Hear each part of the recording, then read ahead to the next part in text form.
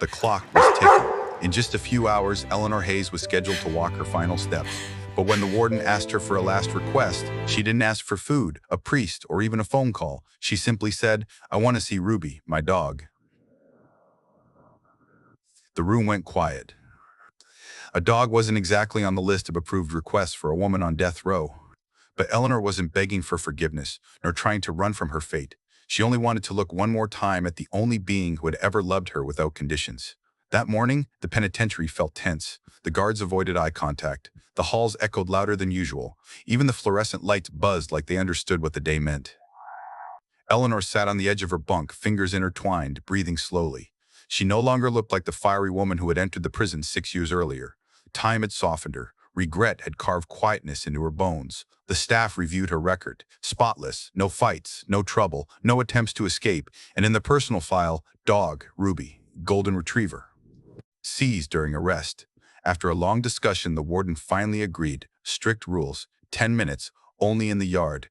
When the news spread through the prison, reactions were mixed. Some said it was pointless. Others whispered, "Let her have this, it's all she's got." When they led Eleanor into the yard, she stood next to a single metal chair, wrists cuffed lightly, head lifted, eyes searching. Then she saw her.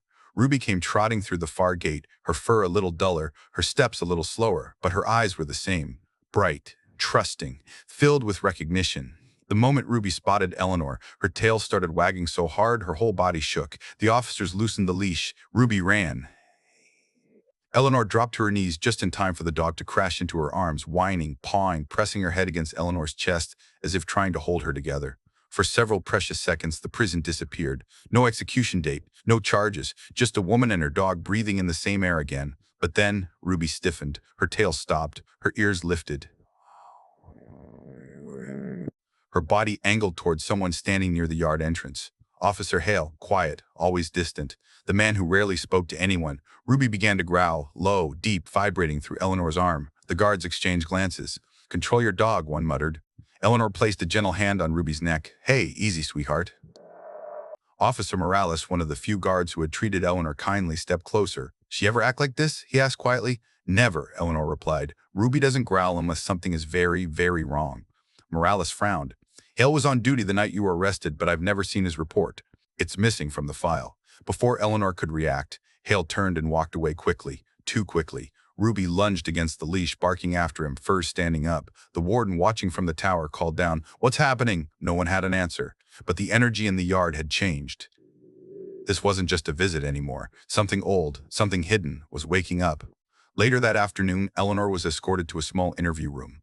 Ruby was allowed to sit beside her, still alert, still staring at the door. Hale stood across from her, jaw tight, hands behind his back. The warden started. "Officer Hale, why didn't you disclose that you were present the night Eleanor was arrested?" "I was off duty," he said coldly. Didn't think it mattered.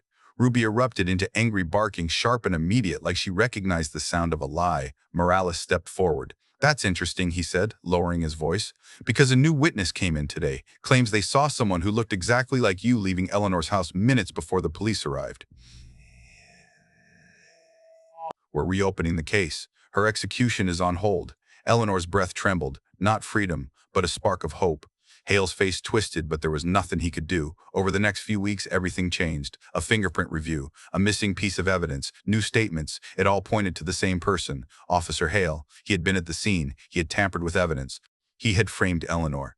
Ruby had remembered what everyone else had missed. Hale was arrested, charges against Eleanor were dropped, and one quiet morning, the gates that were meant to lead her to death opened to lead her out to freedom. Ruby bounded toward her, tail spinning, eyes bright, alive with joy. Eleanor knelt and wrapped her arms around her dog, tears falling into warm fur. "We did it, girl," she whispered. "We made it out." She stepped forward into sunlight. No cuffs, no chains, just Ruby beside her and a life waiting to be rebuilt. The world hadn't changed, but she had.